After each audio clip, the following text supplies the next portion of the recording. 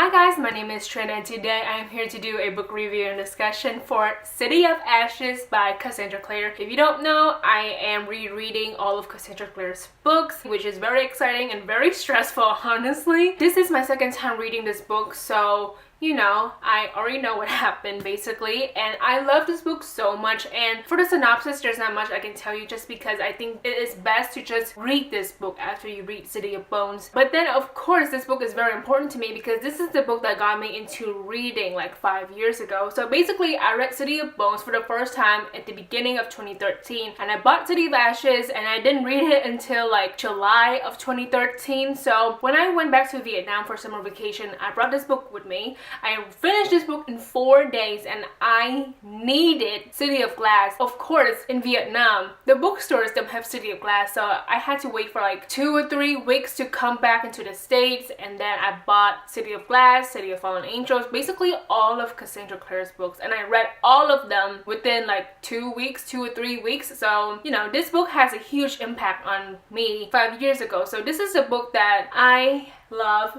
very much for many reasons, of course. To me, this is like a huge upgrade from City of Bones. The characters, we get to see characters from the first book, but then also we get new characters, and there's a lot to discuss in this book. Let me tell you, this book is so good. Plus I find it is hilarious. It's more funny than like the first book, mostly compared to the first book, honestly. So this book is very funny. I laughed so hard. It's so good, honestly. I love this book so much. There is one character that I really love in this book, and that is Luke.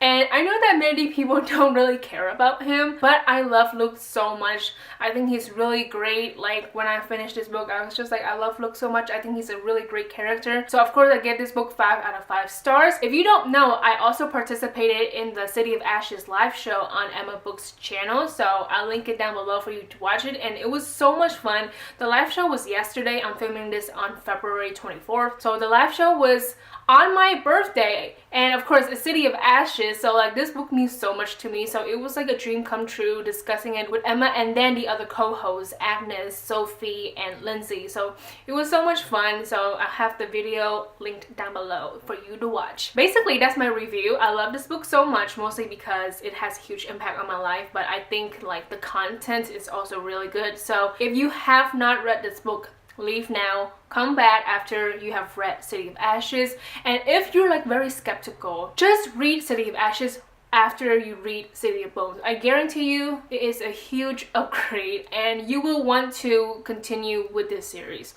So that is it. Let's discuss this book right now. So leave if you don't want to be spoiled. So first, let's discuss the villain, Valentine. And man, this guy is fucking crazy. His plan is to steal the Downwarders' blood, and he wants to do some ritual and raise like a demon army. He also steals the sword from the Silent City, which is the second water instrument, and he uses Agramon, the fear demon, to kill the Silent Brothers. And that scene was horrific. I was just sitting there and I was like, oh my god, this is horrifying. And not just that, mostly because Chase was in the cell, you know, in like the basement or some shit. Basically he heard the entire thing. He heard the screaming. He kind of witnessed, I believe, like brother Jeremiah being murdered right in front of his eyes. And then of course he talked to Valentine and stuff, and the whole time I was like, this guy is fucking crazy. Maurice Lightwood, I don't think that's how you say her name. I think it's like Maryse, but I'm gonna say Maurice because that's what I have been calling her for the past like 5 years, so I'm so sorry. So we're introduced to this matriarch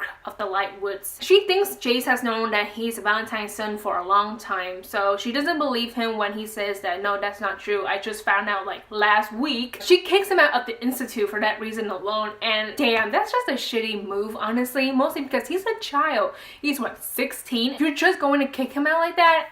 No, that's just unacceptable. But then we find out that the reason why she kicked him out mostly because the Inquisitor is coming. So in the beginning, after Clary and Luke find Chase and then 3 of them go back to the Institute, Luke and Maurice, or Maurice, whatever, like they have this huge confrontation in the beginning, and damn, it is intense. I think that's like a really great scene just because it is pretty intense. I mean, these are the 2 people who were in the circle. I mean, like Luke wasn't really in like the uprising, but like he was aware of the situation, and then he calls her out saying that like she was willing to like kill like the 4 downwarders representatives and stuff like that, and she's mad at him because like he didn't warn her and shit. But oh my god, it's just so good. Like I was just sitting there soaking it all in, because in a way they have both been betrayed by Valentine. One is very bitter and one is like kind of over it. And also I really like Luke in this book. The Inquisitor, so we get this woman named Imogen's Herondale. I don't know how to say her first name, so I'm just gonna call her the Inquisitor. Her job is to investigate shadow hunters for the Clave. So in this book, you know, she's like the Herondale basically, or like one of the last Herondales. I don't even know. She is very bitter and cold, and she hates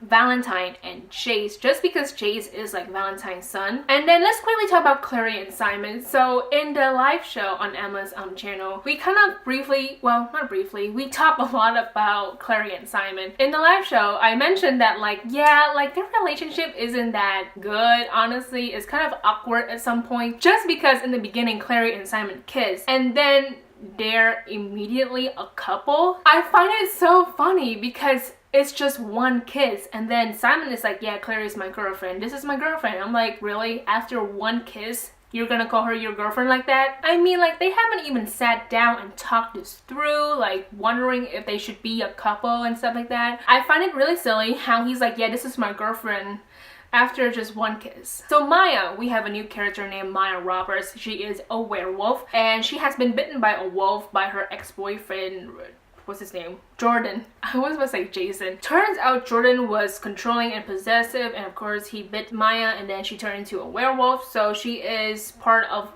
Luke's pack. So Queen of the Sealy Court. This scene was so it was long. It was surprisingly long. Like that chapter was actually pretty long in my opinion. So the Queen of the Sealy Court wants to meet the gang. So we have Chase, Clary, Simon, and Isabel. So Chase tells her about Valentine. And of course, not of course, but like it sucks how Clary gets tricked. Wait, what happened? Oh, okay, I remember now. So basically, she has like the food stain on her finger, and then turns out her finger is bleeding, and then she sucked the blood, but then, yeah. Anyway, she has to stay in the court. So she has to kiss Jace, and if you don't know, they're siblings in this book, so of course this is fucking wrong. So yeah, it's pretty passionate, it's pretty intense, and then at the end of the chapter Simon leaves. I feel bad for him, I really do, even though, you know, it's really wrong. I do feel bad for Simon. So Simon turns into a vampire. God, that was intense, honestly, mostly because it happens slowly. It doesn't happen like out of nowhere, like why is he a vampire, how did this happen?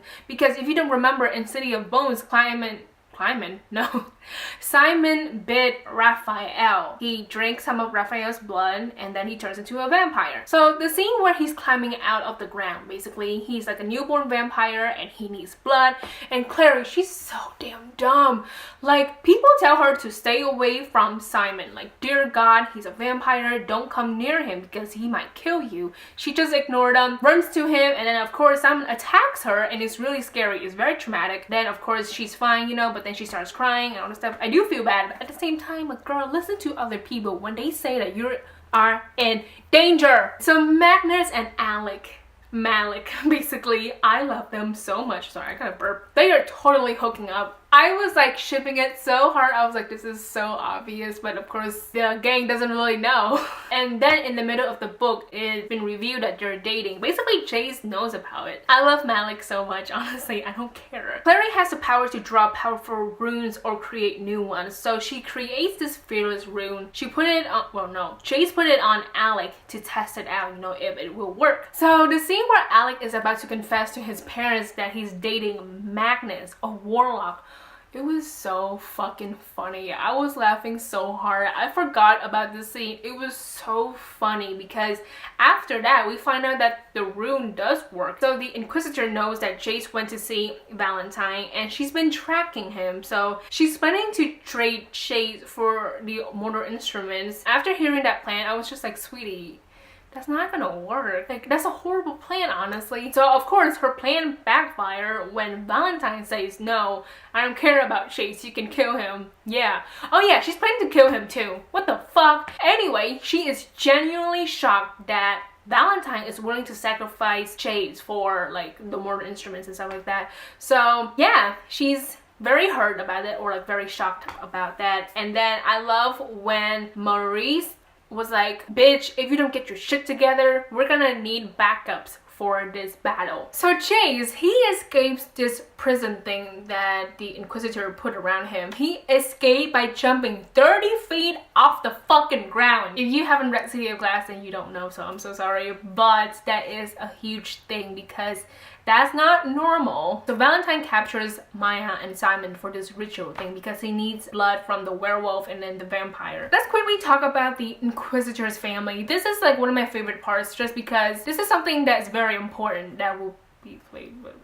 I said too much, I'm so sorry. But anyway, so Chase asked Luke about the family of the Inquisitor and her son Stefan, sorry, about Stefan and shit like that. So we learned this from Luke. This is why I love Luke, because he's resourceful. So the Inquisitor is from the Herondale family. Her son Stefan was Valentine's second in command. He had to divorce his first wife and marry a woman named Celine, but then Stefan died and Celine killed herself while pregnant, while like what, 8 months pregnant, and then Stefan's father died of heartbreak. So that's why the Inquisitor is so cold and why she hates Valentine so much, mostly because she has lost so many people in her life all at once. Like she lost her son, she lost her daughter-in-law, and then she lost her husband, and that is a lot to take in. This huge battle that is happening on Valentine's ship. So basically it's just like a bunch of demons and shadow hunters, and they're fighting. And the fighting is so intense because many people die in this battle. I was gonna say war, but many people die or like they're injured. The scene where Chase and the Inquisitor are talking and she notices a scar on Chase's shoulder and then she sacrifices her life to save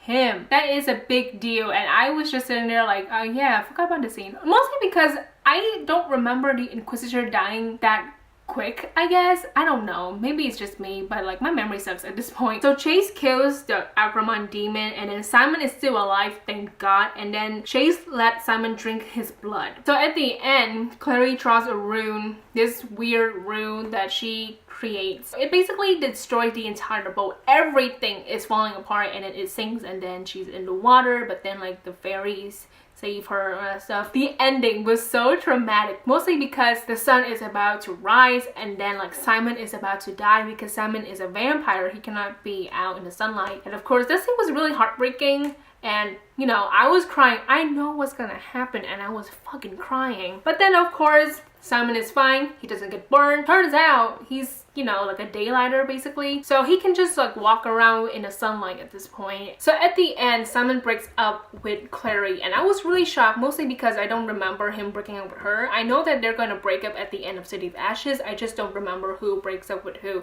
So Simon breaks up with her for good reasons too, and then of course they're still good friends, so it's totally okay. But at the end, Clary asks, is this about Maya? Because she feels threatened that like Simon can like another girl and not her. But then I'm like, you don't even love Simon that way, so like I don't know why you're butthurt about this.